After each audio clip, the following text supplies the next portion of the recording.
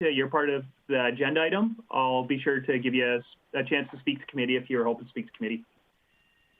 And with that, I'm going to just give IT our countdown. So I'll call the meeting to order in 5, 4, 3, 2, 1. And good morning, everybody. Welcome to the Infrastructure and Economic Development Committee meeting for June 8th, 2021.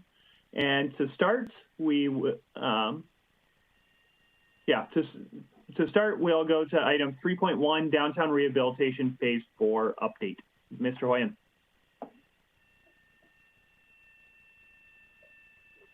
You just get my notes open here.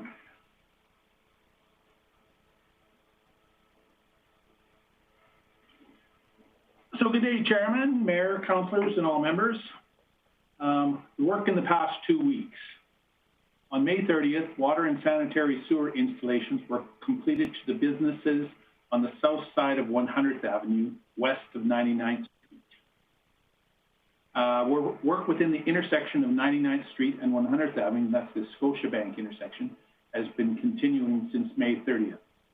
This work entails the installation of a deep storm sewer with catch basins, sanitary sewer through the intersection, and this work is very demanding as there are numerous other utility infrastructure within the intersection.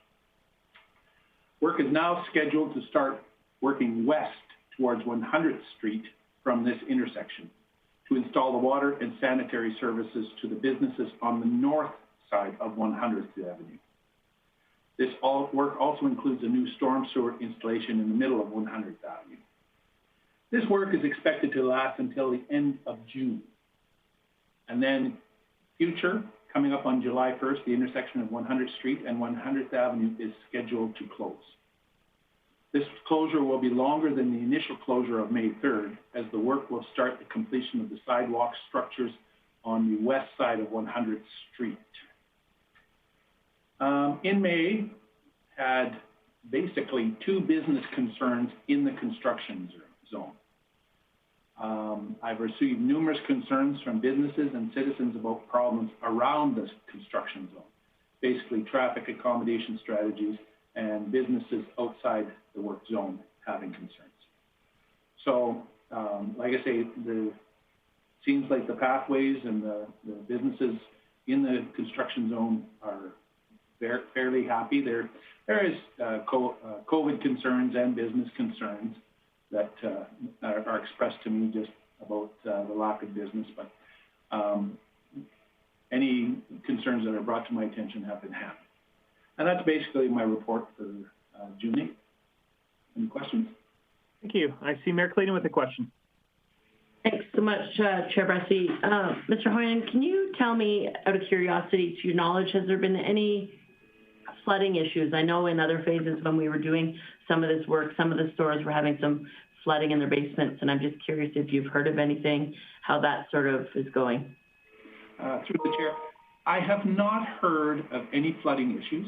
The contractors have maintained the storm sewers, and there has been storm buildup during the rain that we have had on the street, but nothing has been entering the businesses to date. That's great news. Thanks.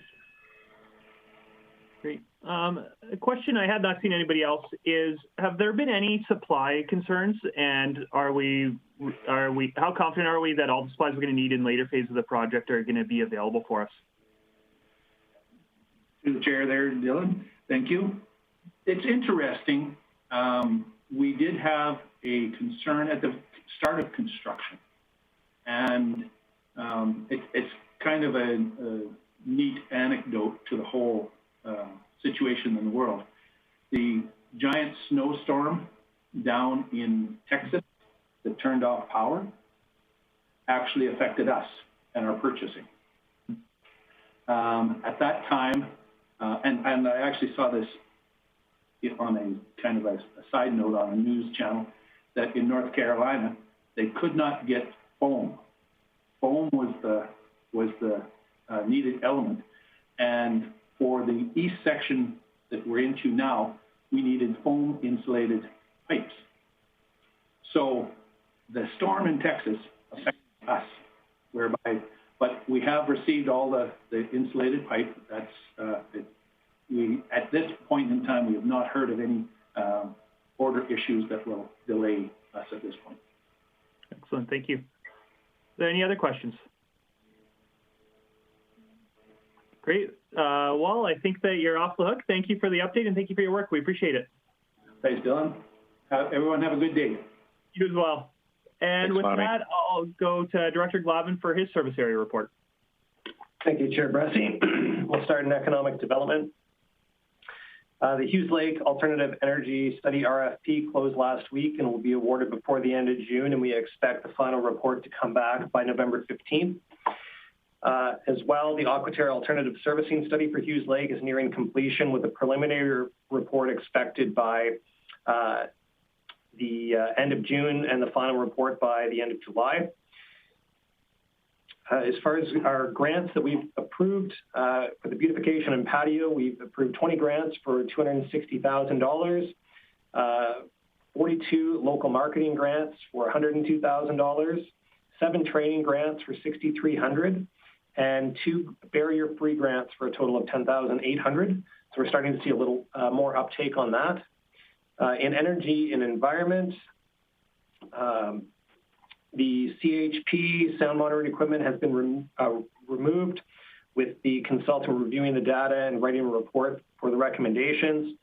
We expect to have the report by about this time next week, with recommendations reviewed and reported back to committee on the 22nd of June.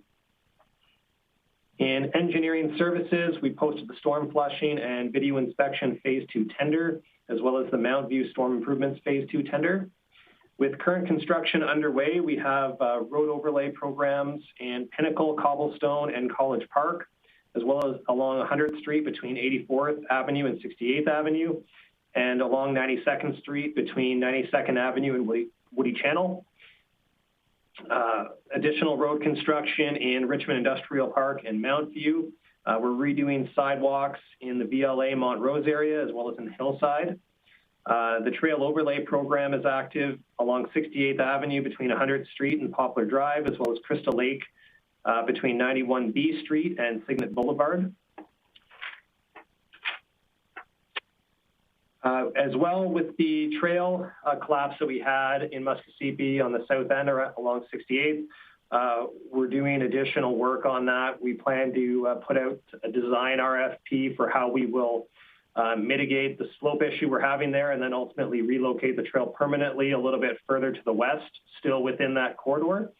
But in the interim, we did approve a new trail last year that is now fully constructed on the south end between Mission Estates and the Kateri Drive, right beside, just to the east of Starbucks. So kind of in that PUL there, it is now open, paved, and functioning. In transportation, this street sweeping residential program will complete their first rotation by June 18th. And in parks, we have construction happening on 2 playgrounds, the Annie Higbee and Kyra Paul Park, as well as the Ornamental Parks crew has planted vegetables in the planting beds near Coca-Cola Center in conjunction with the GP Grows program. And with that, I'll take any questions. Great, thank you. Are there any questions, Director Glavin? I'm not seeing any, so I'll thank you for your report. Sorry, Chair Bressi. Sorry, Mayor Clayton. Yeah, go ahead. It's okay. I was waiting in case someone else wanted to get in. Director Glavin, just a question in your road updates. I might have missed it if you mentioned it, but can you tell me the expected time of the Aquaterra work on 84th? When they're expected to be completed? And is this the project on 84th and 116th Street over on the west side? Yeah. I'll have to get back to you on the timeline for that. Okay, thank you. Great. Any other questions? All right, Director Glavin, now I think you're really off the hook. And with that, I'll go to item 3.3, which is a request for a letter of concurrence. And what I'll do is I'll get Ms. Tennant to give her report, and then I'll give a chance for if anybody's here to speak in favor, I'll give them a chance to speak in favor. If anybody's opposed, I'll give them a chance. Then I'll give one final chance for committee to ask any questions they might have of administration before we get to debate. And kind of what I'd ask is that we get all of our questions out of the way and we don't debate while we're asking questions, and that once we get to debate, that we just keep it between committee and we separate the question and the information gathering from the debate side of this conversation. So, and we'll do that for each of the letters of concurrence separately. So for item 3.3, Ms. Tennant.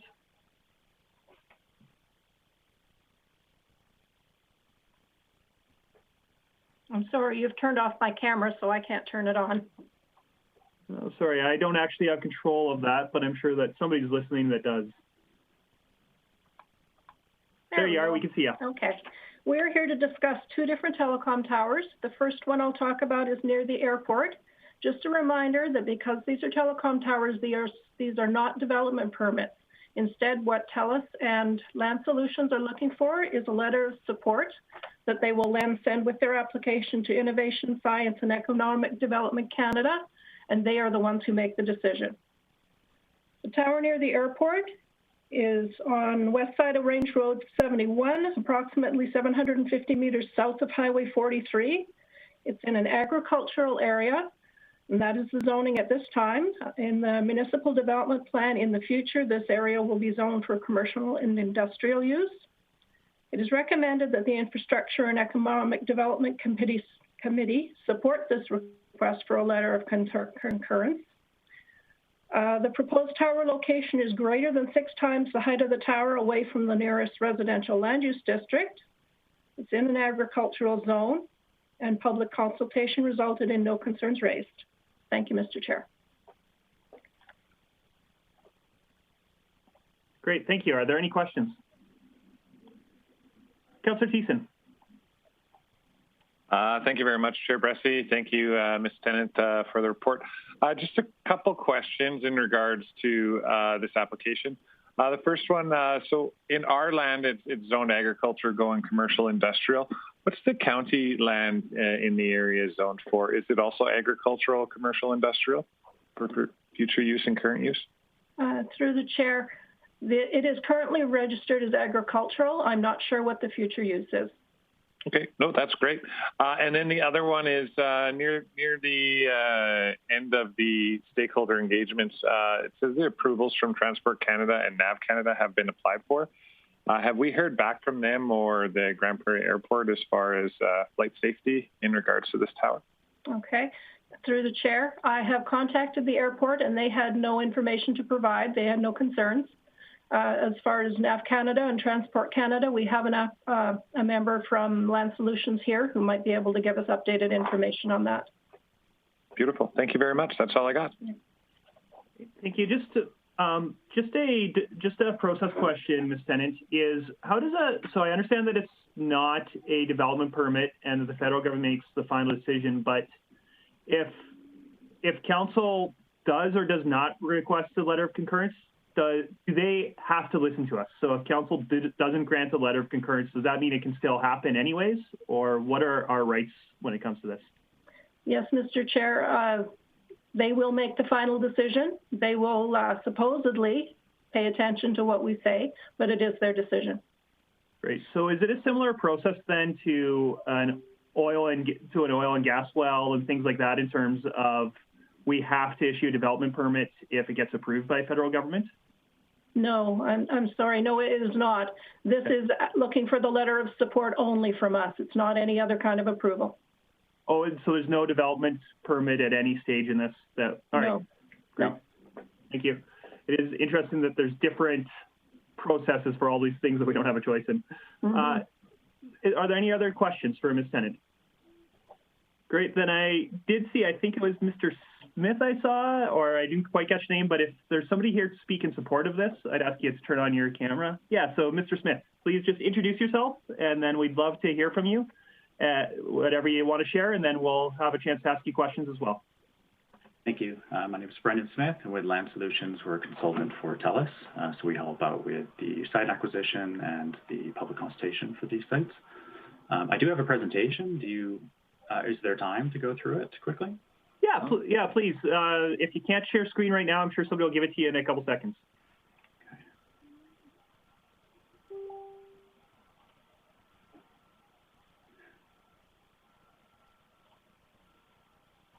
All right. There we go. I can see your screen now.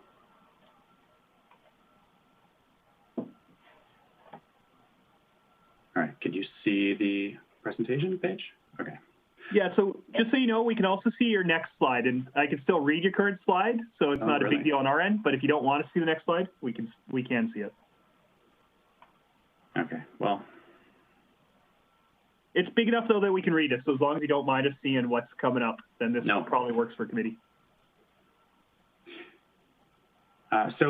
First of all, thank you for the opportunity to speak. We're representing TELUS for this facility, and I'll just run through some of these slides relatively quickly to respect your time. In short, additional wireless facilities are needed to deal with what's called spectrum exhaustion. So there's a lot of growing demand for wireless services, and that means that the traffic just can't be accommodated with the existing towers in the area. So new facilities are being added to not only improve coverage, but also to add capacity to the wireless network, which also benefits the other sites in the area. Some of the additional benefits, it's about wireless connectivity for personal and business uses. High-speed home business internet is also an option for area residents and businesses, and it always improves access to emergency services. So for site selection and co-location, so the federal policy that we follow requires that co-location be considered first before we come to this stage. Unfortunately, we couldn't find any existing structures that were viable and within the area of the search area that TELUS has given us. We also consider city policy preferences and other locations. We have a geographic area within which we need to put the facility in order to meet the network requirements. But we also have a variety of challenges, from availability of electricity and access to fiber, or just access to the property can sometimes be a challenge, as well as topography. Here's a quick image of the concept of the towers in the area that used to provide sufficient coverage and capacity no longer do so. So the additional facilities need to be added, sort of like infill development. There's a lot of trends that basically substantiate our statements that there's a growing need for more infrastructure to provide the service that people are demanding. What's interesting is a lot of households are going away from the traditional landline telephone and choosing to only have mobile phones, which is also having a bit of a shift and impact on our industry. So here's just a quick reminder of the location. I wanted to note that the tower is 60 meters to the tower, but to the top of the lightning rod, you get 61.5 meters. This image shows some of the existing facilities in the area. So the green are TELUS's, and red are Rogers, I believe. White could be an independent, it could be Freedom Mobile, for example. But what you can see here that's illustrated is that there are basically no existing TELUS towers in this area. So wireless service in the area is dependent upon surrounding facilities, and that's why this facility is proposed here. Here's just a satellite image of the area and the notification radius. And here's a quick snapshot of the elevation drawing and the compound layout and the photo simulations of before and after. This is about a distance of 210 meters from the proposed tower along Range Road 71 to the north of the site. And we did a public consultation process. We notified everyone within the notification radius of 3 times tower height. We also published a newspaper ad in the Grande Prairie Daily Herald Tribune. I only got one resident that provided actually support for the proposal, no negative feedback, and no one actually within the notification radius had sent back feedback. So the city's policy regarding co-location, we did look at sites within 3 kilometers.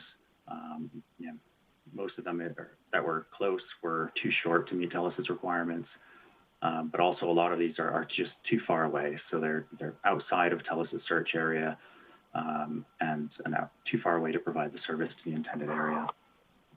These types of facilities, they need to be centrally located in that area that requires service, because the antennas are pointing away from the tower, in different directions. If you move that tower to the periphery of the search area, you just can't reach everybody in that intended area. And then in terms of location, we tried to find a location that was close to utilities, close to access, but also far enough away from residents as possible and future residential, and also to respect setbacks to the road.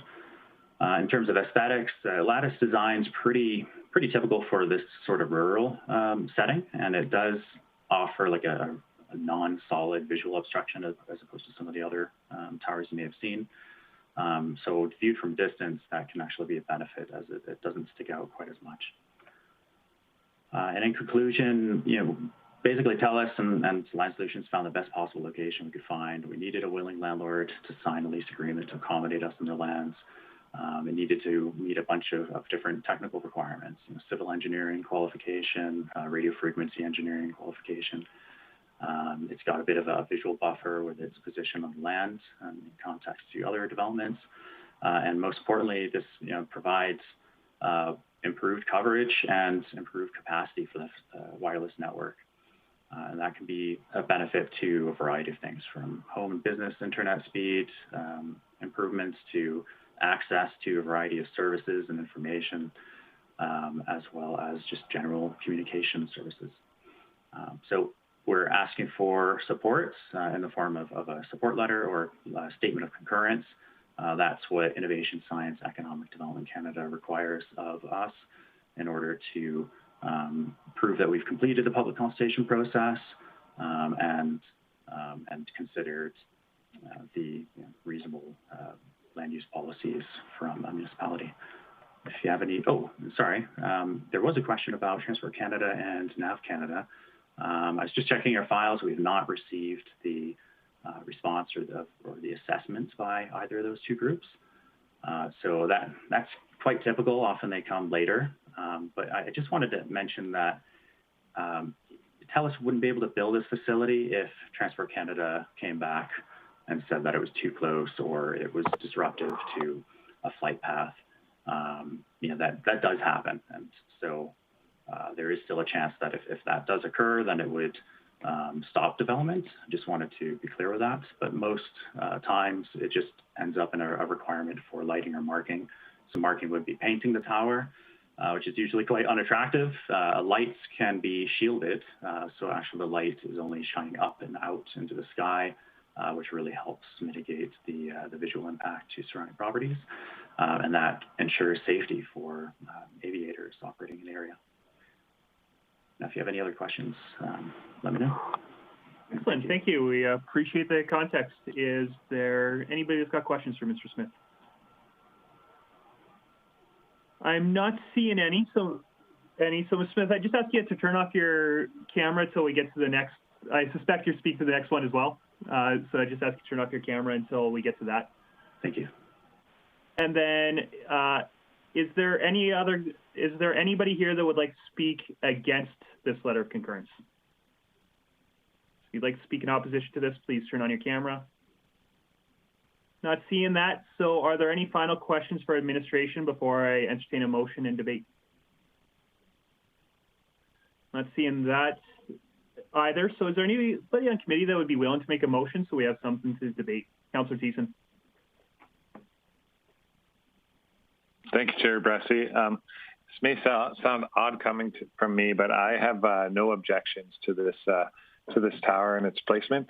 My questions for Transport Canada and the NAV Canada is I'm pretty aware that they usually come later to the table and that they can stop or halt this process. But as far as our city planning purposes and protection of our residential areas, this is a perfect place for it to go. As indicated by our administration. And I'd like to thank Mr. Smith and TELUS for finding a place like this, and hopefully all your approvals come back from Transport Canada. So in saying all that, I would move that the Infrastructure and Economic Development Committee support this request for a letter of concurrence for the reasons listed below. Great. And is there any conversation or debate about this motion? In that case, I'll call it to question.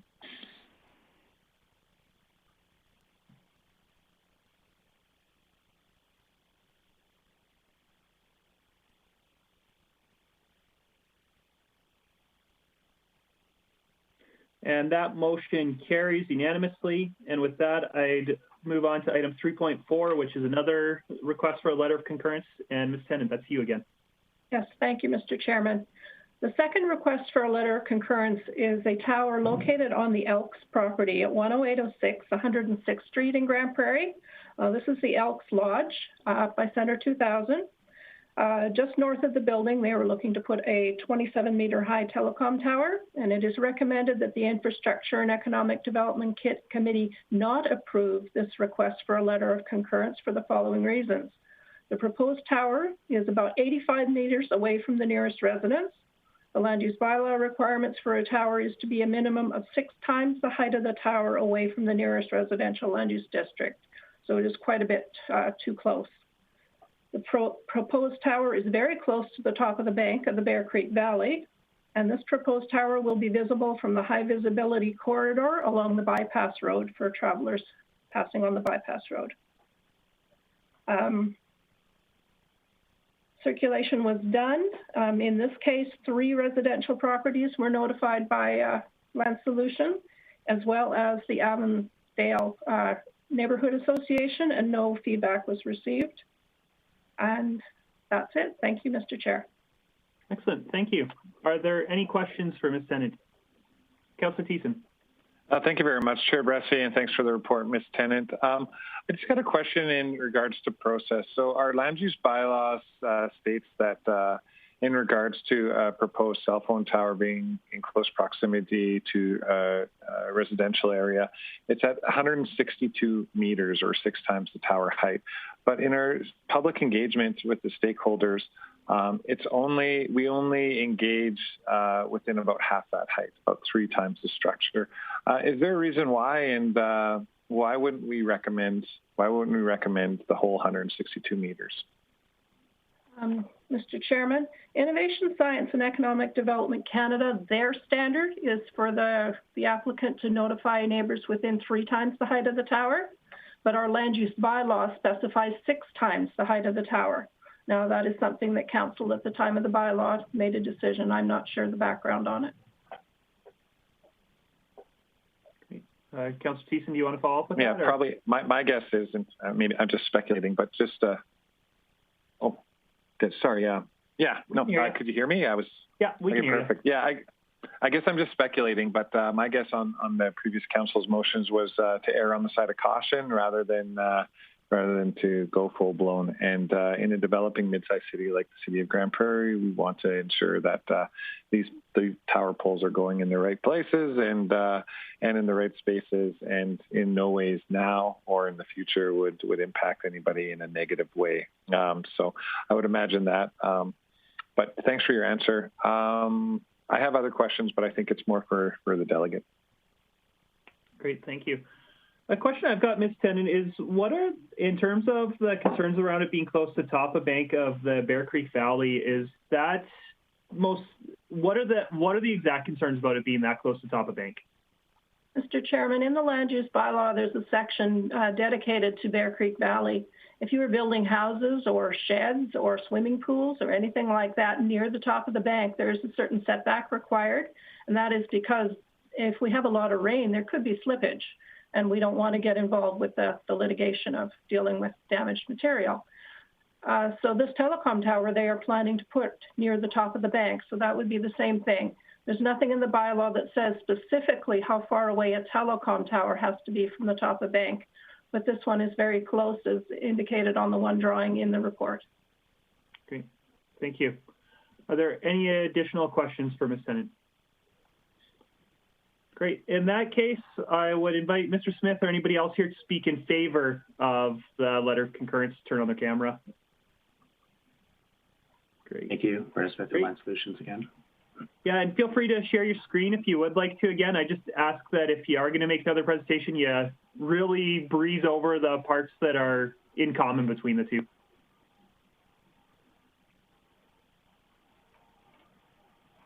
Through the chair, we'll do. Okay. Can you see the full presentation this time?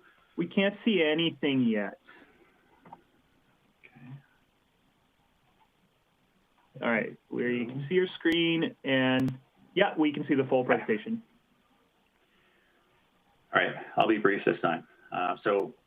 In this location, TELUS is proposing a 25-meter monopole tower, cylindrical tower, measuring to the top of the lightning rod. That brings us to the 27 meters, which is used for the consultation radius. And in regards to the consultation radius, it was 3 times tower height. Just wanted to say that in the future, if the city prefers that consultation radius to be consistent with the preferred setback from residents, just let us know. Like increasing it to 6 times tower height is really not an issue. I'll keep that in mind too for the future, and it doesn't hurt to inform a few more people. So what's interesting about this facility is that every year TELUS deploys a temporary tower called a cell on wheels. Basically, they roll it out and set it up for the Canada Day celebrations. The reason for that is that capacity is a concern here. So as more and more people are connecting, trying to look up information or call family during that event, it just overcapacitates the network.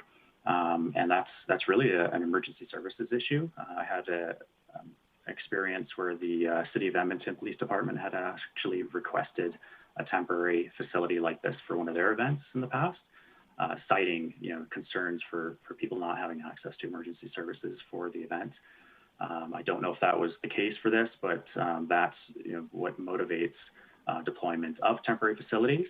And this proposed tower would be a permanent solution to that. So a permanent tower for addressing the lack of capacity in the area on a normal, regular daily basis, as well as for these types of events or any outdoor recreational events that may occur in the area. I'm going to skip ahead out of respect for time. So this map shows existing facilities in the area. I don't know if you can see my cursor, but this is the proposed tower location. There are some existing antenna systems in the area, and you can see they're not really that far away, which is kind of interesting. So this really is about capacity. There is a small in-building antenna system at the nearby college, which I just wanted to point out. And this is a coverage map. So this is the existing wireless coverage where red or dark red is a very, very good or strong signal. And then it goes down, so lesser grades to the yellow, the green, the blue, and further down. So there's already pretty decent coverage actually in this area, but even with that coverage, the existing surrounding antenna systems just can't handle all the traffic. So after adding the facility, you can obviously see improved coverage for the area, but really this is about capacity, which we can't really illustrate here. And if you notice, there are some other planned sites in the periphery, which I won't talk about, but you can kind of see how TELUS's network is expanding to deal with just the demand, public demand for wireless service.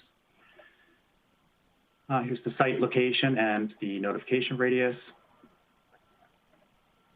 And a quick image of the facility. So what's proposed is a monopole, it's a cylindrical tower, and there's a variety of levels of antennas that also need separation from each other. And this is a relatively low height tower. It's a contextual solution to an area like this where there's importance of aesthetics and proximity to residential and view from streets, et cetera. And that was factored into the site location. So we deliberately tried to put this away from that bypass and the high visibility corridor. We tried to set it back as far as we could without getting too close to the reservoir and top of the bank. And also in a location where we can benefit from partial screening from buildings and vegetation, the trees to the north, for example. But it's very hard to put a tower that TELUS needs to provide the service somewhere where people aren't going to see it. But at least in this case, they try to minimize the aesthetic impact. Here's a photo simulation. So this is about 75 meters from the tower on Township Road 106 Street. So this gives you an idea of how it would look in context to the surrounding environment. And as you can see, it doesn't show all of the antennas that were planned. Some of these are the initial antennas. And the equipment shelter at the base surrounded by a fence with barbed wire that will be secure and prevent anyone from entering or tampering with the site. And we didn't get any public responses from doing public consultation. I did offer and include an option to register for a Zoom meeting so I could run through a presentation with anyone who wanted to learn more or ask questions, but nobody called me to register. Also, we had a newspaper ad and got no feedback or responses from that. In terms of co-location review, the Grande Prairie Regional College, it was a bit too far away. Also, the buildings are too short, and it's not really central to the area that TELUS wants to put the tower and to the optimal location for an antenna system like this to provide that service to the entire area. If you push facilities to the periphery of the search area, it just means that some people don't get the service, or you might need more antennas or towers in the area to make up for not being able to properly cover the area. There's also a fairly tall Alberta Health Services, the hospital buildings to the northwest, but that was too far away, a distance a ways out of the search area. And there was also an existing 13-meter antenna system to the northeast, but that's just it's not useful for TELUS, and it's not commercially practical to replace such a facility or rebuild it. Also, some of the locations out there would have been closer to residential. In terms of location, we believe this to be fairly sensitive. It's a tricky process of trying to put it in a location where it's not too close to residential. So we really tried to adhere to the 6 times tower height preferred distance from residential. We just couldn't make it happen this time. And we think this location's good in that it makes use of that existing trees and vegetation and buildings. If I can just quickly go back to show you. In terms of the area, to the north, it's far more exposed, and I can't really properly show you everything, but if we had located on lands to the north, it'd be far more exposed to the bypass, to 106th Street, and any passersby or people visiting the park, for example. And in terms of aesthetics, this is a relatively low height tower. It's going to be neutral in color. The monopole design is better looking, usually for like an urban area, especially, and where you're close to people. And we tried to put it back as far as possible. In terms of proximity to Bear Creek Reservoir, Ms. Tennant did provide some feedback about that, and I alerted my team, and vice versa, my team informed our clients. If there are geotechnical concerns or concerns with the exact location as it relates to top of slope, I would just recommend adding a condition of concurrence that TELUS provide additional information or some sort of engineering evaluation, something like that, and that would I think cover off your concern of being close to the top of slope and any aquifer that may be a concern. To summarize everything, the conclusions and benefits are a permanent solution to capacity issues in the wireless network, ensuring people have communication services for emergency services, making sure that when there are recreational sports or Canada Day celebrations, that the network isn't overcapacitated and unable to connect people, however they're using that service. And this network capacity and improved coverage also benefits all the other surrounding antenna systems. So now they don't have to handle the population in this area, so they have added capacity as well, which means less towers are needed, less antenna systems overall. In terms of aesthetics, TELUS is offering an improved aesthetic option here. They're going with a relatively low height tower design in the hope that this is perceived as a bit more contextually sensitive to the area. And we're looking for a statement of concurrence so that TELUS can deal with this wireless issue of capacity, improve the service, and we really think this is the best option for a tower location in this area. If you have any questions, please let me know. Thank you.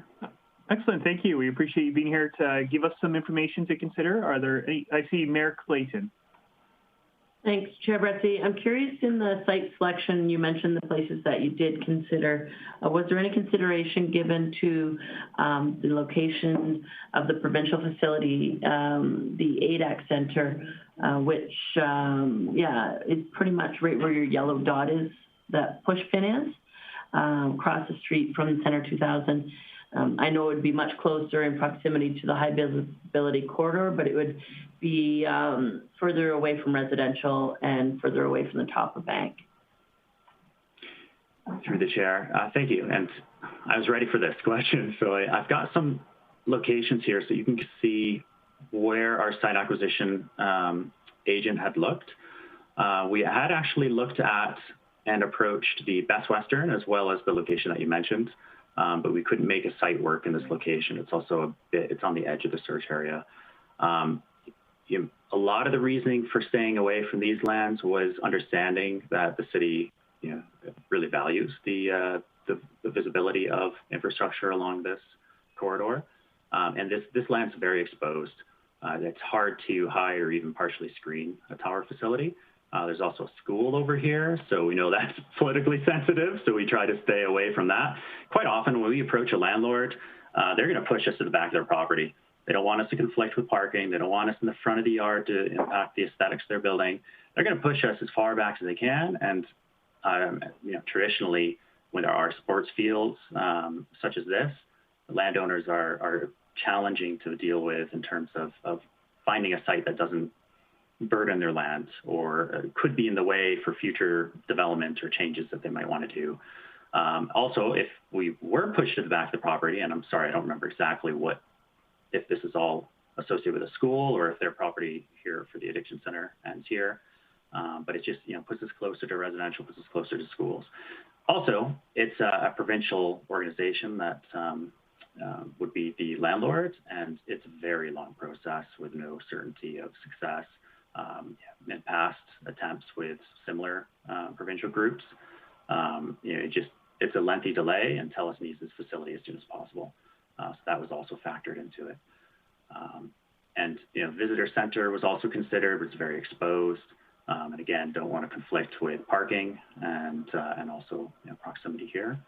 And if you want, really quick look elsewhere, there were some other lands here, but these are parks lands, which tend to not, parks departments tend to not appreciate tower proposals because it conflicts with their use of the lands and also aesthetics too.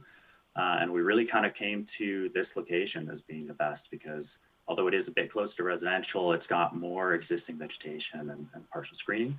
The reason too, TELUS already had a relationship with the Elks Lodge, and the Elks Lodge is, has like a social benefit. It's a good organization that has a positive impact, and we try to steer sites towards those types of organizations. So we often go to churches and similar groups because we recognize and value the benefits of putting money into an organization like this that really helps their operation and the various programs that they have.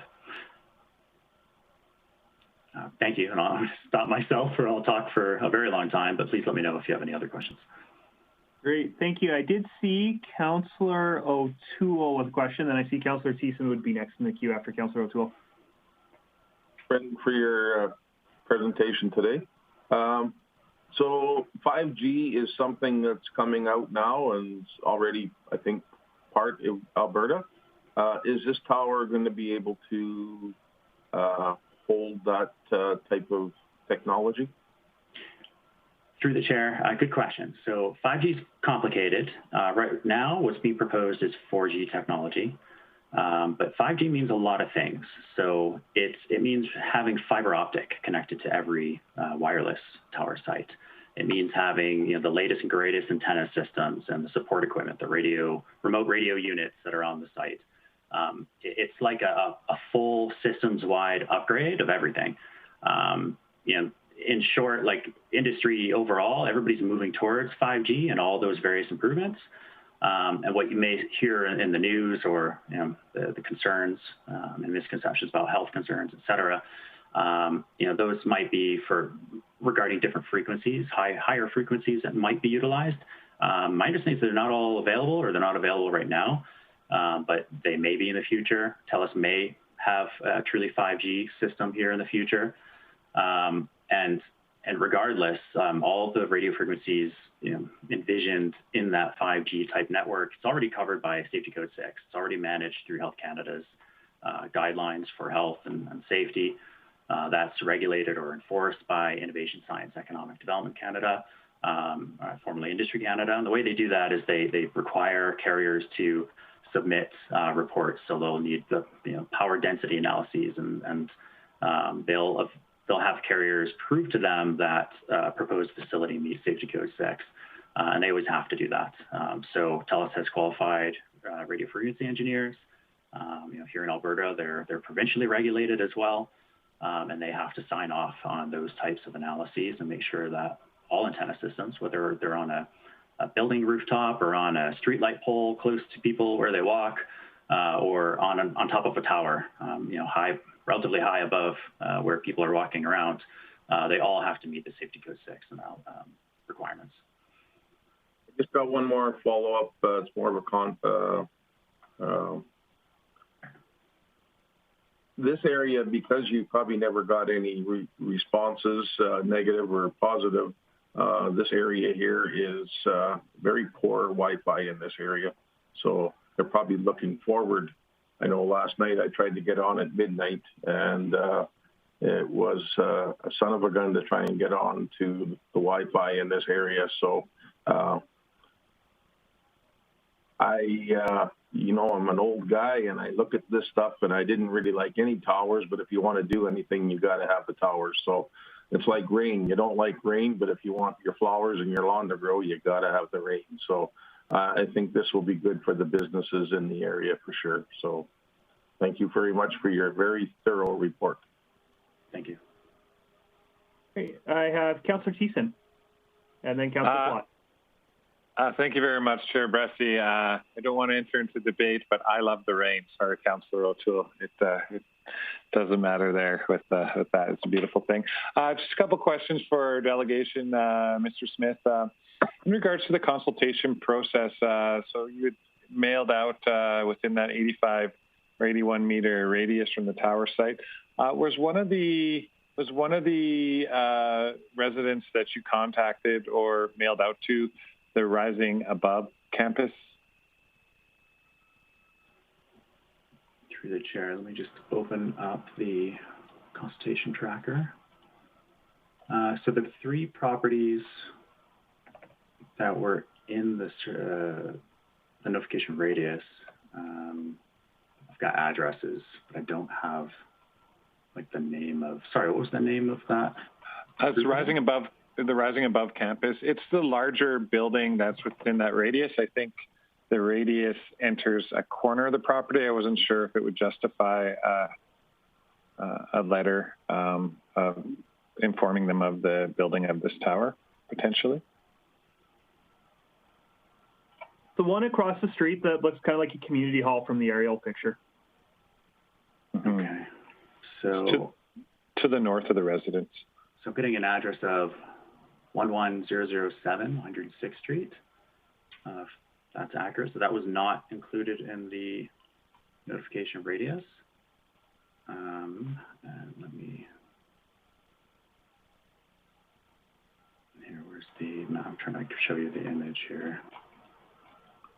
So when I put together the presentation, I'm trying to draw it to the best of my ability. You just go to the. Okay. You just go to the map that shows the proximity of the places that received notification. Councillor Thiessen can show you from there. Yeah, so right there in the map notification area. Yeah, that one right there. And that is 11007, 106th Street, so.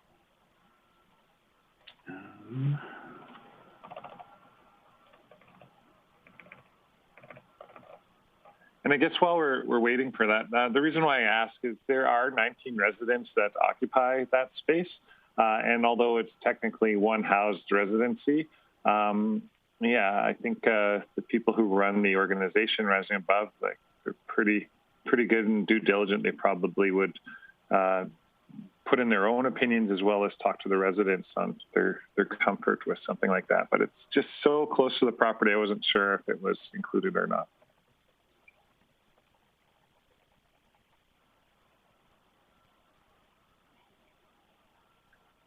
So through the chair, I'm just trying to input the specific locations here.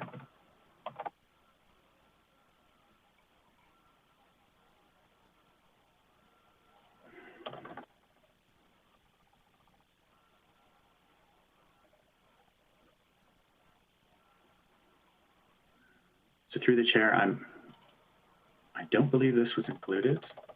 If that's an error on our part, I can deal with that right away. And if you don't want us to have to come back in the future, I would recommend just putting on a condition that we add this property, notify, allow for a comment period similar to before, or just try to contact them directly and share with you or report back to the development authority to make sure that we satisfy what you would expect of us in terms of communicating with them. So it doesn't look like they were, and that may be a mistake on our site. It's also just worth highlighting for your information, Mr. Smith, that the city owns that land. They operate it, so it might have been that because they're not the landowners, that they weren't part of the notification process. And through the chair, through the chair, if I may, we often do exclude city departments because we're already sending a notification package to staff as well as council or councilors, depending on the case. Yeah, I'd have to look in more detail, but it's very likely that that's why it didn't make the list. Yeah, so they're a nonprofit, but it's on city-owned land, so we'd show, if you pull the title, we'd show, not them, I believe, anyways. Yeah, that would have been my guess as well. I guess this goes back to my question to administration, but just a comment, and I really appreciate Mr. Smith saying that for future monopole structures that they'd be willing to go within the city's 162 meters within residential as far as engaging the public and informing them of that. Because when I look at this radius, I see a whole bunch of residents that have largely been left out of something that's going to impact their neighborhood for the long term. And so I think we may have gotten more responses if it wasn't just the 3 houses facing where the monopole structure might be placed. And if we expanded that radius, you'd probably pull in another 15 to 20 residences as far as public engagement and awareness of this property. But yeah, that's just a comment. So thank you very much, Mr. Smith, for offering that up. I hope to see that in future. Just a question on the visual buffer. In your conclusion, it says that this 27-meter pole will be, covered, so to speak, from the trail system down below, and it's away from the high visibility corridor. But a lot of people actually use that road heading towards the high visibility corridor, whether they're going to the Elks Hall or they're going to Center 2000 or they're just cutting onto the bypass. So it's a fairly used road, fairly high visibility. And I just wonder, a 27-meter pole design, how would you appropriately buffer the frontage from from the residents that are living across the street from, or would be living across the street from this tower? Through the chair, it's really hard to hide infrastructure like this, and the nature of the technology is you need it to be up high. You need it to be able to cast the signal out into the surrounding environment. It's kind of like a line of sight. If you want to illuminate a parking lot, you need the light to be up and shining into the area, not down on the ground where it can be blocked by trees or buildings. Very similar with radio frequency energy. It is blocked or absorbed by vegetation, by buildings, etc. So for it to reach all the intended users, especially in terms of range, like trying to maximize the range, it should be up tall. Up high, it's very hard, and I recognize this isn't a perfect aesthetic solution in terms of being able to conceal it, but you really can't conceal towers. We did look at the Best Western property in the north to the northwest, and the site acquisition agent considered rooftop.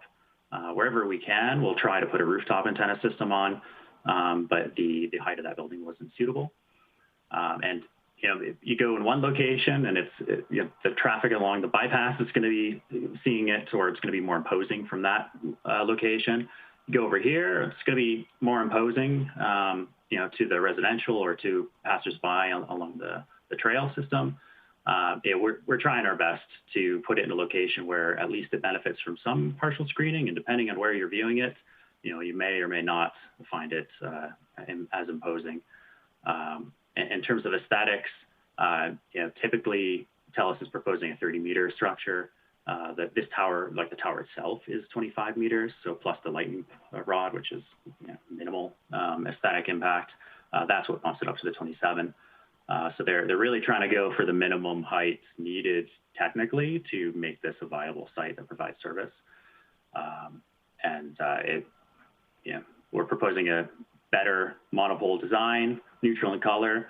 If you want something in terms of like fencing or something like that, I mean, that's something that could be added as a condition of concurrence that, TELUS satisfy or work with the city in terms of designing an aesthetic solution in terms of fencing.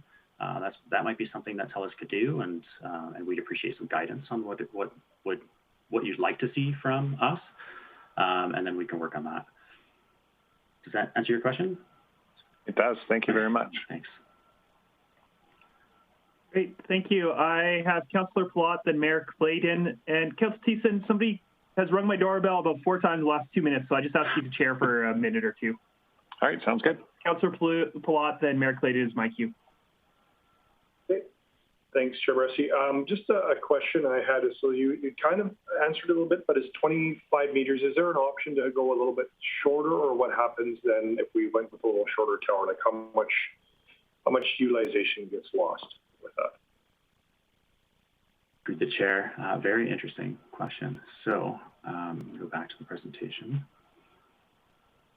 because I want to show you something on the elevation profile. You probably can't see very well, but these antennas at lower elevations are like future planned antennas. The ones at the top are initial antennas. This changes. I recognize there's a little bit difference between the photo simulation and the elevation drawings, and there are constant design changes. So in terms of proposed antennas, what we're showing and what we're showing the public is the biggest antennas possible that are likely to go on the tower. What happens when you go with a lower tower is TELUS can't add as many antennas. So each antenna level would be operating at different frequencies. So the way you deal with capacity is by adding antennas that operate at different frequencies. So you might have 700 megahertz on one, which has a really great range. It goes further, but it's a slower data transfer rate. So in terms of like internet speeds, it's a lot slower. Then you want to add more capacity, so more users have another option of a frequency to connect to, whatever devices you're using can connect to. Then you add 1,900 megahertz, so 1,900 megahertz. If you want to add even more capacity, you go down the line, basically 2,400 megahertz or 2,800, whatever. So what you're seeing here is TELUS is trying to squeeze in as much capacity as they can in the area on this tower. Typically, they're much taller, and that's kind of why you're seeing so many different antenna levels on here, and why height's also important. It is really about capacity. If you limit the tower height or lower it, then TELUS just can't plan for the future, or they can't accommodate as much capacity for now or the future, which means we need more towers, we need more antenna sites, or service is just going to be limited sometime in the future.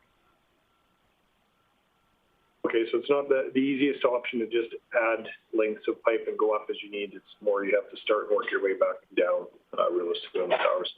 My other question is, have you guys done a lot of study, and I'm not sure what sort of impact it'll make when the new hospital opens that area.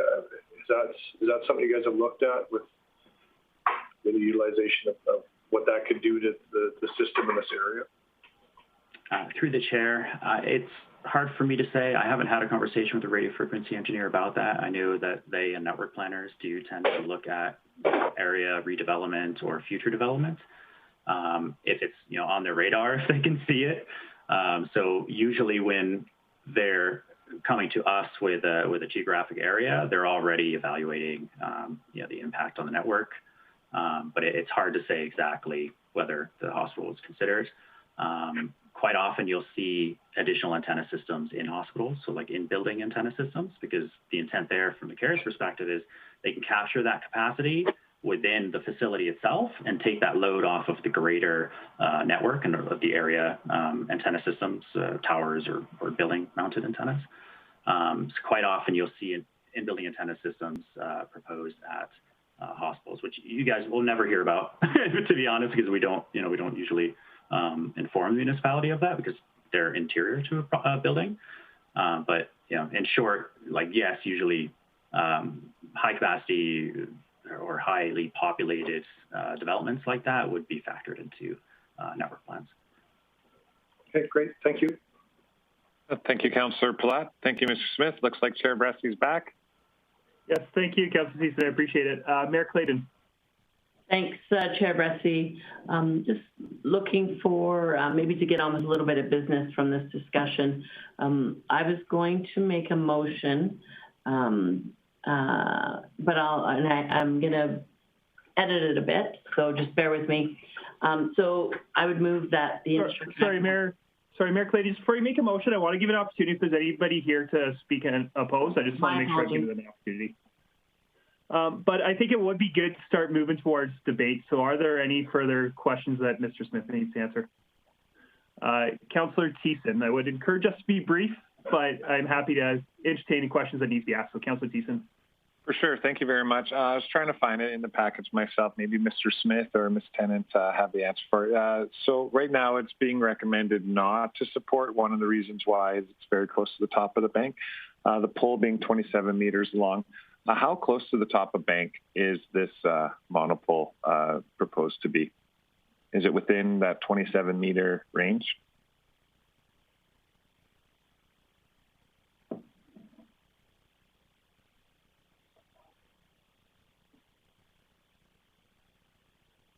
Yeah, and Ms. Through Smith, the chair, if you know, please. Through the chair, I'm just trying to open up the site survey.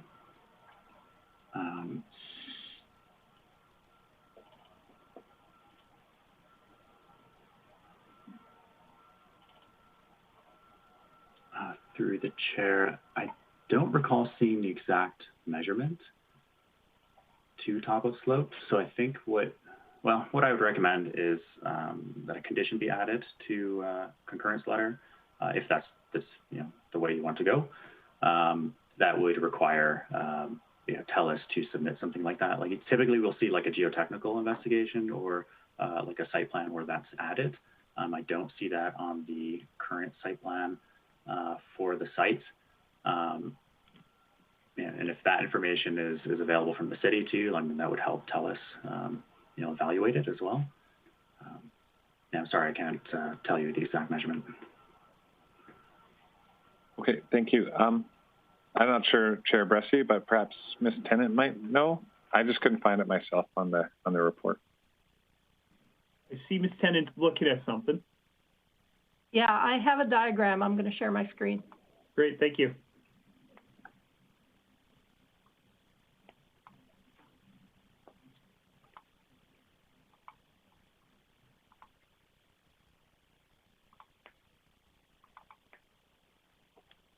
If you can see this diagram, I've marked the top of the bank. There isn't an exact measurement, but there is a visual look at it.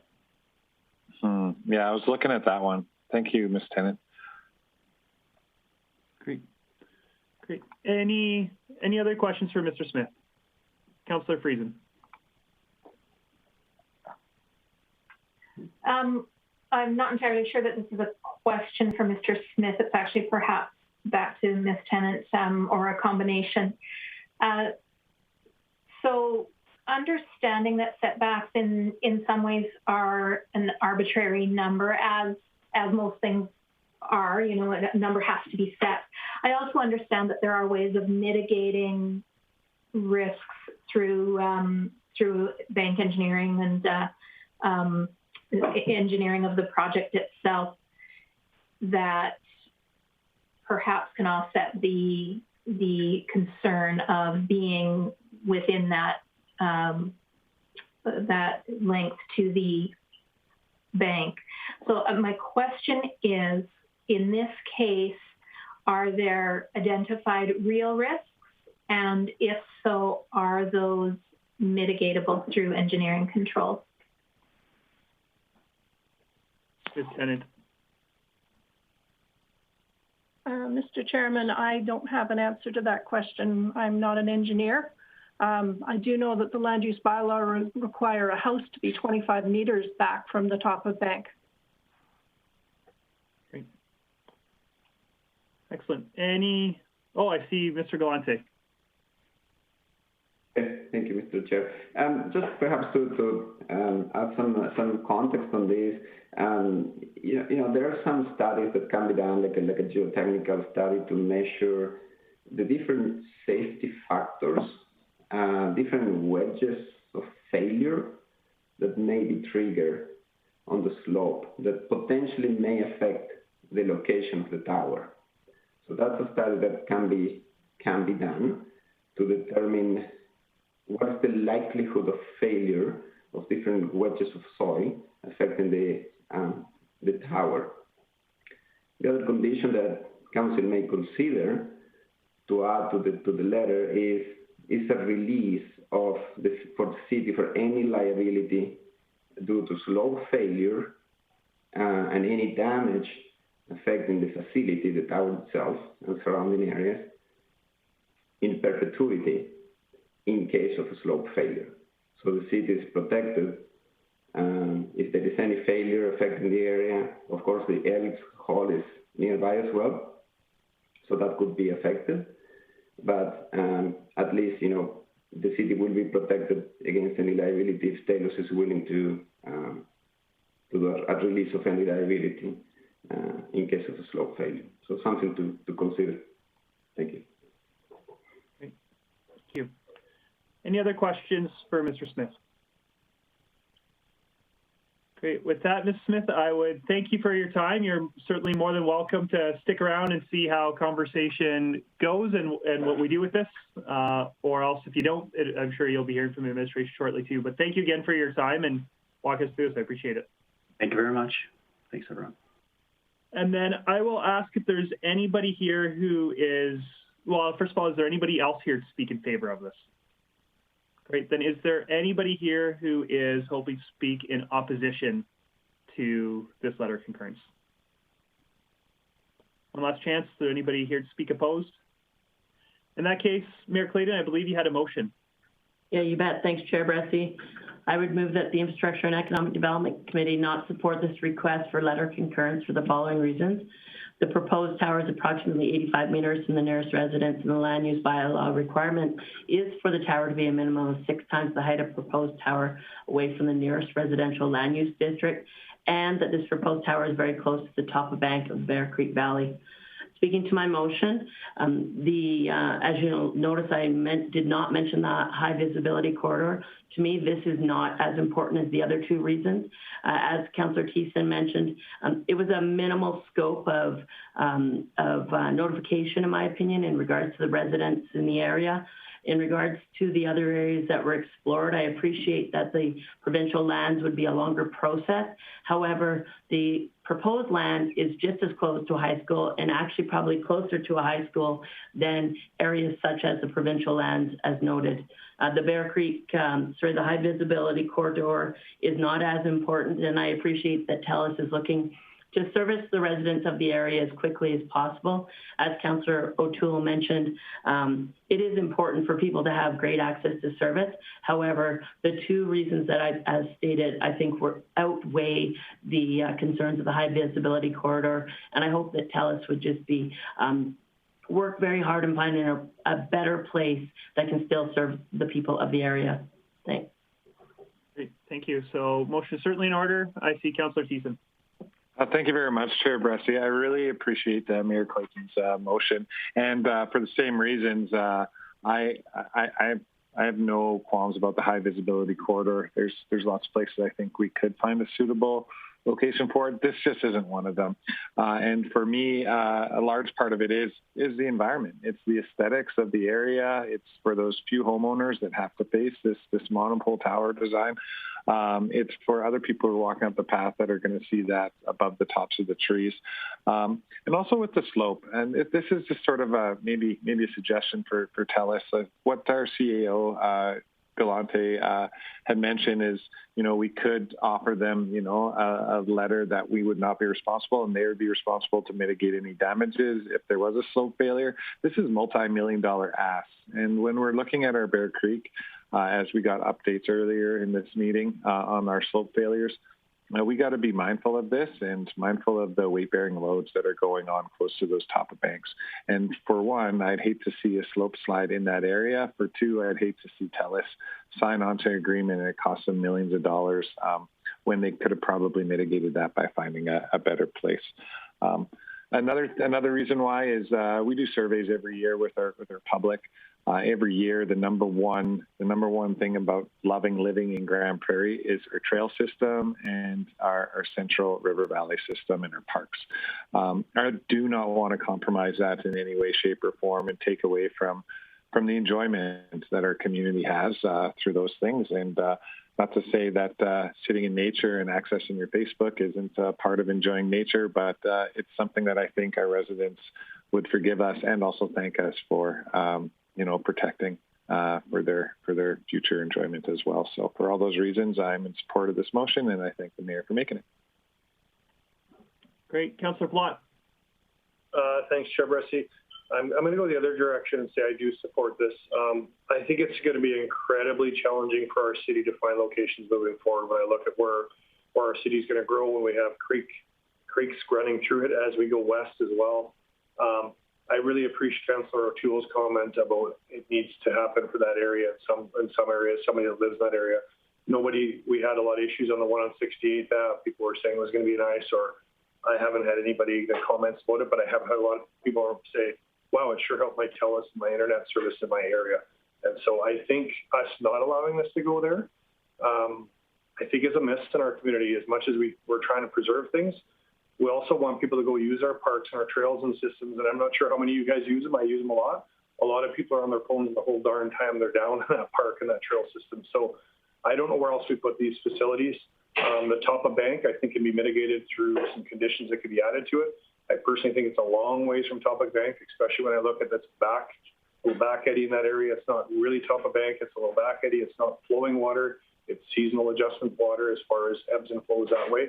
If there was a creek, I'd be a little bit more concerned, but this isn't a creek. And so I think that's mitigatable. I just don't know where else we're going to find locations that are going to help with the core and some of the growth that are going to happen in this area. I don't know where we're going to find more suitable locations, to be honest. Sure, we can ask and work with the province. I personally would rather see the money that they're going to give go to a local organization than to a provincial organization. So there is some money going to be lost to a local organization from this as well, which does hurt a little bit. So I won't be supporting the motion. I think as far as compromise, this is about as good a location as we're going to get in the city to help utilize that area. Great, thank you. I don't see anybody else trying to get in. I'd speak up and I'd say that I support this motion and I appreciate Councillor Clayton not including the high visibility corridor element of this, because for me it largely is an aesthetic reason that I can't support this. And while I know that proximity to a high visibility corridor was something that weighed out a lot of other sites, but for me, let's face it, that's not a pretty place of our bypass anyways. I don't think that I'd be raising my eyebrows too much at this being visible from the high visibility corridor, but the jewel of our city truly is the Musk CP Park Path. When you're biking down it, or even if you're driving down 106th Street to enjoy it or 102nd Street to enjoy it, those really are the jewels of our city. And I'd far rather wreck the view a little bit for somebody driving on the bypass, which truly is a place that truly is a road you use just to get from point A to point B. I'd rather spoil their view a little bit than somebody who's out on the path explicitly to enjoy nature, or somebody who's on a neighborhood road. So for me, I saw some of the other sites that were considered, and they're actually more appetizing to me. I personally am not too worried about this being closer to schools or residential properties. If the scientists say it's safe, then I'm not worried about the safety of it. And in this area, high school kids are probably the biggest users of the network for much of the day. And so if we find a place that's close to the high visibility corridor and close to the high schools, that's something I'm okay with. This is probably, for me, the worst place it could go is right on our trail system, right on our park system. So I do support this motion. I don't think I'd have serious concerns about other areas that we're looking at in the area, though. I'll let you close, Mayor Clayton, if nobody else wants to get in. Is there anybody else that wants to get in? Great, then I will let you close, Mayor Clayton. Thanks, Chair Bressie. So for all of the comments that are in support of the motion, I concur. And the one thing for me, as Councillor Plott mentioned about the concern of 68, I can tell you last term, we dealt with a lot more applications and letters of concurrence, and it was hard to find right places. The monopole structure is not aesthetically ugly. You know, it blends in well. I think the one at 68, you barely even notice it. And so to Councillor Bressie's comments in regards to the high visibility corridor, when you're driving on that, you're driving at a decent enough speed. You should be focusing on what's in front of you, not what's around you. And so not having it, the high visibility corridor isn't a concern to me. So based on that, and the other comments about the beautification of our Bear Creek corridor, I am concerned about future preserving of the slope of the Bear Creek corridor. We see concerns everywhere along the bank, and although this may not be right on top of it, all pressure is pushing on it. So I think that anything we add onto the bank is a concern. I do think primarily, though, I echo Councillor Bressie's comments that the aesthetics of being in our jewel of our city, the trail network through our middle of our city, far outweighs the concern of a high visibility corridor. And with that, there are still other options available on the high visibility corridor where the tower could still service the businesses in the area, could still service the residents. The people and the businesses of that area do deserve better service. And I just hope that TELUS will be expedient on finding a better location for them. Thanks. Great, thank you. Well, that was a close, so I will call this to question.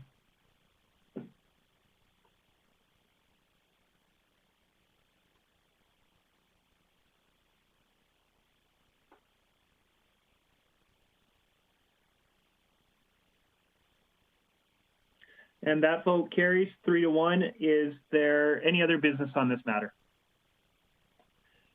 In that case, I will move on to item 3.5, development incentives, and I believe that's Mr. Sheldon who's online for that. Mr. Sheldon. Good morning.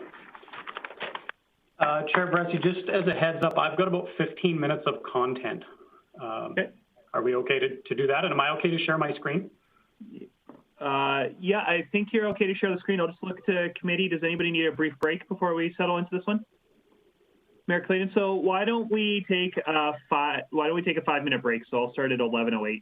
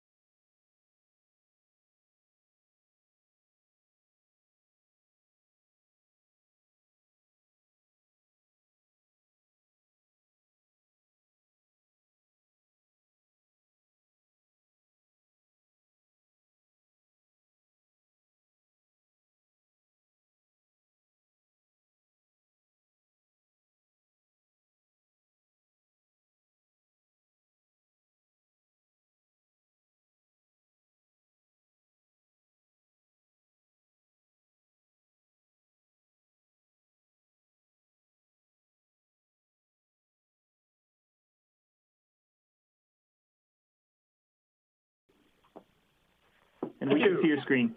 Okay, good morning. Thank you.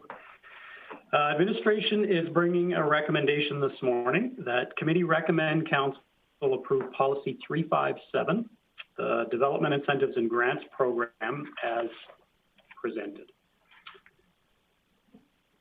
And just for a little bit of background on this recommendation is a result of previous committee direction that administration consult with the Economic Development Advisory Committee and BUILD for the consideration of a residential incentive program, as well as an industrial attraction incentive program. So that work has been done. Economic development first worked with finance, assessment, planning and development, and then further worked with the Economic Development Advisory Committee. So that's chaired by Councillor Palat, attended by Councillor Thiessen as well. So we further refined through the Economic Development Advisory Committee. And finally, we consulted with BUILD. And the result of that collaboration is the proposed Development Incentive Grant Program. So the DIG program, as we have been calling it. So the DIG program is a collective, really, of 5 individual grant opportunities. 3 of those directed at business, 2 of those opportunities would target residential development. Really, the program really allows for investment attraction, new business attraction, and business expansion. Those are sort of a longer term implication to this proposed program. And it also allows for a quick building stimulus for more immediate results. So I will try and quickly summarize the 5 proposed grants. These are the ones that make up the DIG program. They're a little bit in order of scale, so sort of the largest impact first in a declining order. So I'll start first with the New Business Development Grant.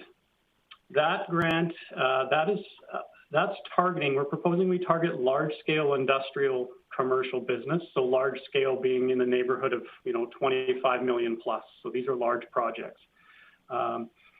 What we propose there is a 10-year tax increment rebate grant. So important to note there that it's a tax rebate that we're recommending, not a tax waiver. So in this situation, the tax is actually levied, collected, and then reimbursed. And we propose that we would reimburse 100% in year 1, and that rebate would decrease 10% annually over the next 9 years. So 100% rebate year 1, 90% rebate year 2, through the 10-year program. So next, the Business Retention and Expansion Grant. Really, the same process here. We would recommend a 4-year tax increment on these projects. Again, starting at 100% in year 1 and declining 25% a year for the next 3 years. Business Retention and Expansion Grant really allows for this is support of current existing businesses, existing structures. So this would be expansions, allowing companies to expand, hire more employees. So expansions, adaptive reuse of potentially vacant buildings. This would also involve, development, infill, and could also accommodate brownfield projects as well. So those are all under the one heading of Business Retention and Expansion Grant. So the 2 tax rebate-based incentives that we're proposing, these would be longer-term implication. These are large projects, from $1 million and increasing assessed value by 25% for the Business Retention and Expansion Grant, construction value over $25 million for the New Business Development Grant. Those are longer term, so we would be looking at about a 5-year application window. So we'd recommend this program be available for 5 years specifically for these 2 incentives. And then Business Revitalization Grant is really, that's something you'll be familiar with. This is similar to something like the Downtown Facade Program. So for this one, we're suggesting a 50% matching grant. We would match to a maximum of $25,000, and that would cover for existing business or maybe sites that could use a demolition, property and buildings, exterior improvements, that could be facades. So this one is fairly wide open to existing businesses. We would look at or suggest a minimum hard cost of about $10,000 per project. So really what that means is we would be considering grants that would be a minimum of $5,000 and up to a maximum of $25,000. And so I'll move on to the proposed residential grant program. So first being the residential infill grant. And we're proposing a $15,000 grant payable to a builder who builds or develops, this is a new construction, so this is a new project within a defined residential infill area. And we've defined that residential infill area to be the area on the screen here. So this is the area you would expect of sort of our mature neighborhoods, the core area where we have existing infrastructure, but there is plenty of opportunity for infill development. There are vacant lots to be utilized. So we'd be targeting in that area single detached, duplex, and multi-attached dwellings. So this is not, this wouldn't be secondary suites. This wouldn't be renovations. This would be new construction in the neighborhood of a $200,000 minimum construction. So that would be a flat out $15,000 grant when the builder got that project through the framing inspection. So that grant, again, eligible in the residential infill area. And we're also proposing a municipal fee rebate. Again, this is on residential new construction. The difference here is that this would be open citywide to all builders. So any new construction, residential construction would be eligible for the reimbursement of engineering, inspection, and planning fees. So we're proposing that the builder would pay the fees. Typically they would up front, and at the completion of their framing stage of their project, then they'd be eligible to claim a reimbursement back on those fees. So just, I'll try and give a bit of a sense of the impact of the program that we foresee. So this is, again, just using some estimates, and these numbers will go up or down and fit in different categories, but using a realistic estimate. And this is a situation where if the program is fully subscribed, we would expect that those short-term building stimulus incentives, such as the residential infill, the municipal fee rebate, and the business revitalization grant, we suspect there would be approximately $7 million in new investment under those programs. Now, we suspect there would be, upwards of 30 business revitalization grant applications, perhaps 20 residential infill grants. So those numbers certainly will vary, but ultimately we're looking at approximately, a minimum of $7 million in new construction. And on the new business incentives and the business expansion, retention and expansion grants, the program we're proposing would support up to $125 million of new investment. So that's new investment in buildings. As far as when we say support the program and we look to, well, what's the financial commitments we're speaking to? So important to note that today there's no request for new funding for this program. What we're proposing for funding for this program is we believe that the $7 million of investment through the stimulus program would result in about a need for about $1.3 million in grants and reimbursements. So we're proposing we have existing capital to provide the funding for that.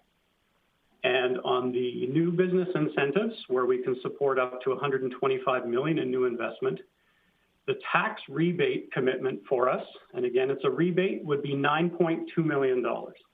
So remember, we're collecting more taxes than that, and ultimately rebating $9.2 million of that in support of that program. I'll expand a little bit further on the funding sources. When I said we had existing capital that we are suggesting we would reallocate, we were looking to the downtown incentives balance. Currently, we have almost $1.2 million and in that fund, and a majority of those funds, upwards of $1 million, are currently sitting unallocated. A majority of those were previous projects that we had commitments that have now since expired. So those monies could easily be reallocated to this program. That would be, we're suggesting $1 million. The remaining balance in that fund would then fund the current commitments we have, or the expected commitments we have on this year's Phase 4 grant applications and patio grant applications. So we'd be able to fulfill our commitments that we have to that program and still reallocate the $1 million to this program. And we would round out the required $1.3 million with $300,000, which has been recommended by the Economic Development Advisory Committee.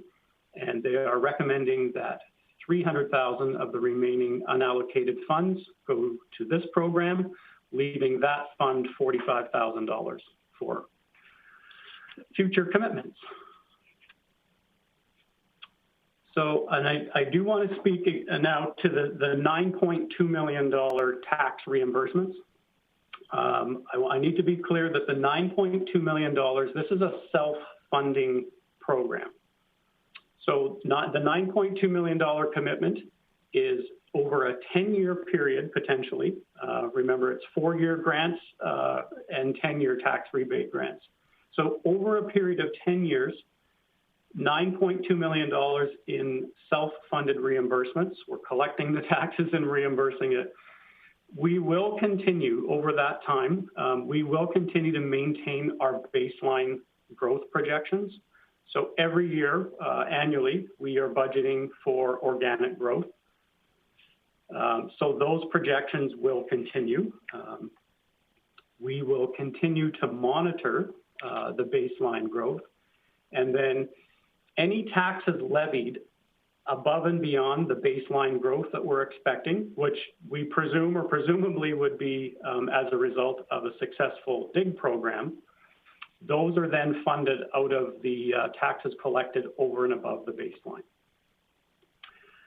So as would be typical, administration would provide council with semi-annual updates, where we monitor the overall growth, which would include the baseline growth. And as would be typical, so this program wouldn't be any different. We would continue to monitor that overall growth. And if for some reason we were short on the baseline growth that was projected, we would continue to use the fiscal stabilization reserve to stabilize that shortfall.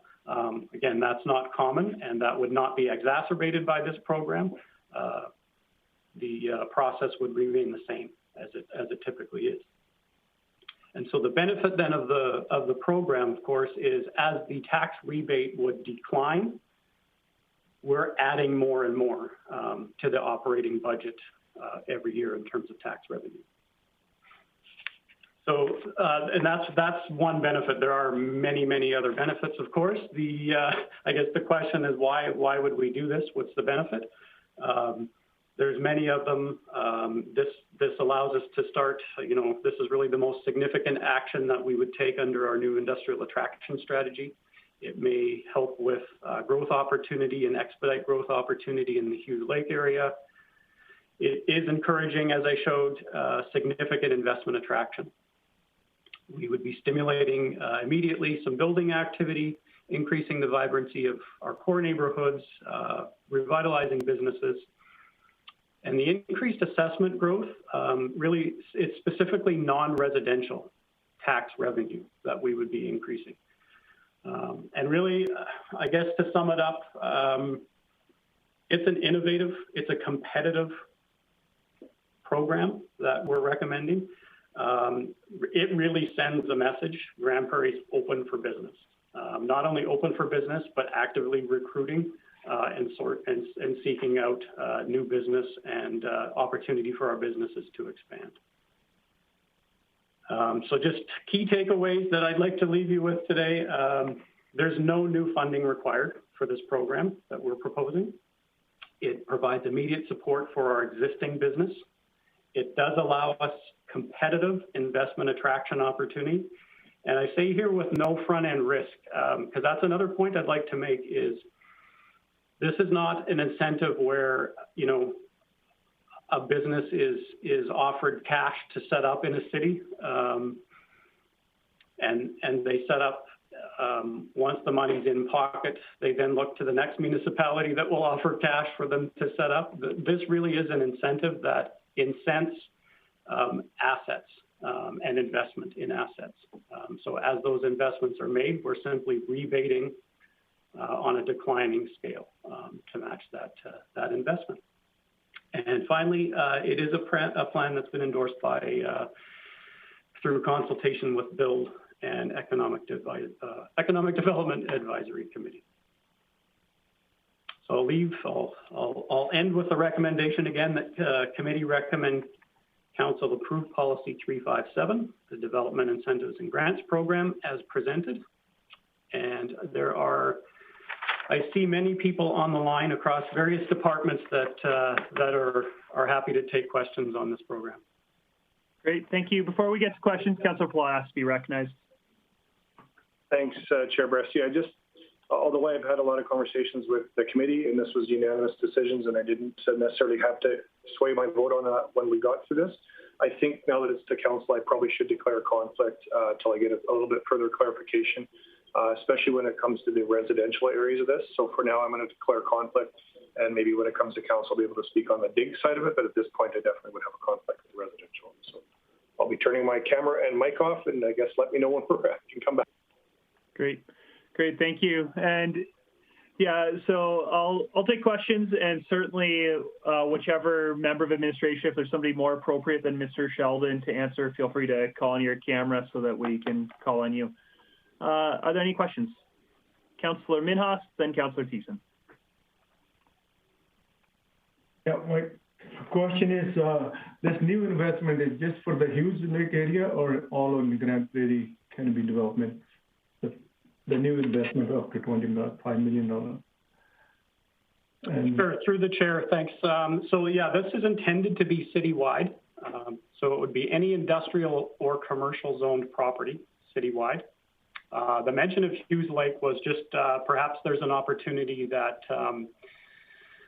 a potential development may be looking to the Hughes Lake area, and perhaps the incentive they would receive would incent them to make the investments in infrastructure required in Hughes Lake. So, but it is a citywide program with the intent.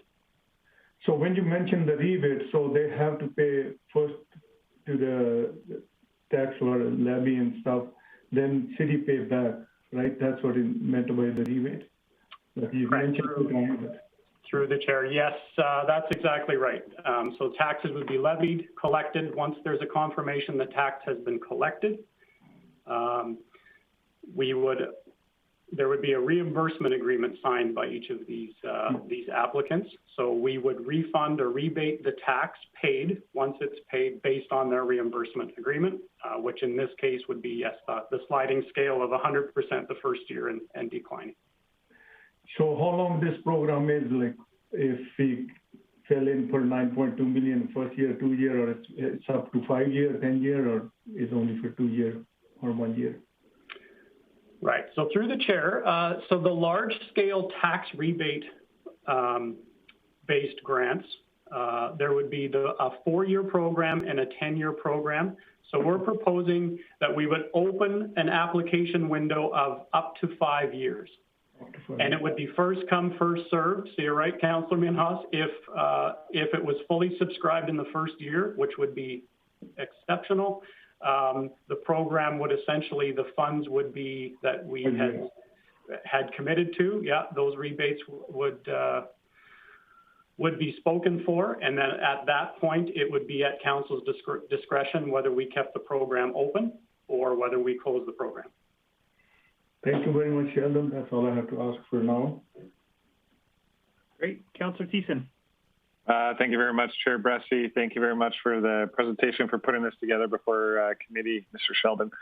Just a question in regards to the subscription of these grants, if passed.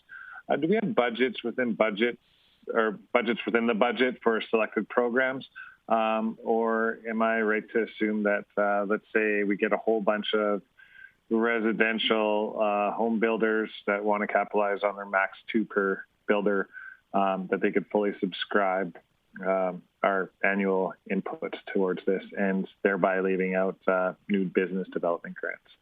Like, are we capping the number of, I guess, the number of our budget or the amount of our budget that goes to each program? Through the chair. So yes, great question. The answer is no.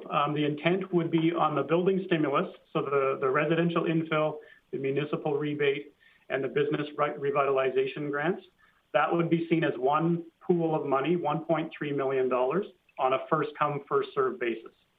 So whichever projects were approved first, that's where the commitment would be up until we had a full commitment to $1.3 million. So not a budget within a budget, one pot of $1.3 million. Okay, that's great. Now, my other question is in regards to, I guess, budget. So a lot of this is going to, in future, come out of our financial stabilization reserves, and according to the report, it implies that we will, in a sense, need to over budget to fill up those, to go above our baseline for our taxes levied, which typically happens anyways. Like, that's how we stock up our reserves. Would there be any consideration to add on to the budget? So, like, to replace the funds that were taken from the financial stabilization reserve and then add on top of that other future funds? Has that been discussed with our finance team? Yes, through the chair. So there actually will not be a need for that, because I'll go back to this being a self-funded program. So we will never need to touch the reserve as a result of this program, because we're never rebating the tax until it's been collected first. So we will actually never see a need to utilize the reserves. We would only ever be in that situation if we had not met what we projected for baseline, sort of annual organic baseline growth.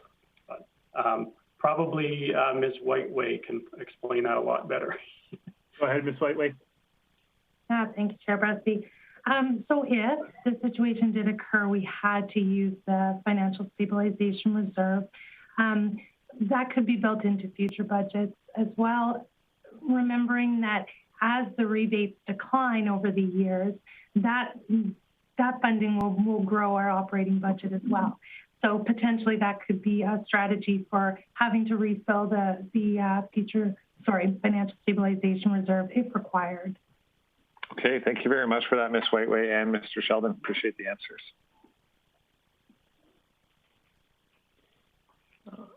I'm not seeing anybody jump in, so just while we're talking about finances, tell me if I understand this right. The real financial risk here is we're not paying up front, so we're not going to be out of pocket for money we gave. The only real financial risk here is if a development happens that was going to happen anyways without the incentive, then we're not going to get as much tax revenue from that property. So we're not going to be out of pocket, but there is the risk that we gave money to something that would have happened regardless of it. Is that correct? Yeah, thanks, Chair Bressie. That's exactly right. It's not intended, yes, to fund projects that would have happened already. It is intended to be an incentive. So if we're in a case where it's now, that development was part of the DIG program, but it otherwise would have been captured in our typical baseline growth. That is the risk, you're right. Great. And then looking at projects that would have happened regardless, are there any, specifically for the big one, not for the residential side and not for the retention expansion, but for the big program, are there any projects that have happened in recent history that would have been eligible for that program had it existed? Thanks, Chair Bressie, and I see, yes, Mr. Smith would have a really good response to that, I'm sure. So it would depend on your definition of recent history of what the largest couple developments in the past few years has been the Windsor Ford and the Canadian Tire. And neither of those would meet that $25 million. Great. Those were my two concerns, so thank you. Are there any other questions? Well, in that case, is there anybody prepared to make a motion? Councillor Thiessen. Thank you very much, Chair Bressie. I would move that committee recommends Council approve Policy 357, Development Incentives and Grants Program as presented. Just speaking to this motion, I'd just like to comment and thank Mr. Sheldon and our economic development team for putting together this very thoughtful incentives to get more development happening within the city boundaries. I'd also like to thank the EDAC committee as well. I know there's a lot of great minds that are around there trying to think of ways that we can spur on development and add to the city's tax base, commercial-based, residential, and otherwise, while also making it easier to do business in Grande Prairie. So I think this checks off all the boxes there, and with my financial questions being answered, that to my satisfaction at least, I'm more than prepared to put my full-fledged support behind this. So thank you very much. Okay. Thank you. Any conversation or debate on this motion? I'm not seeing any, so with that, I will call it to question.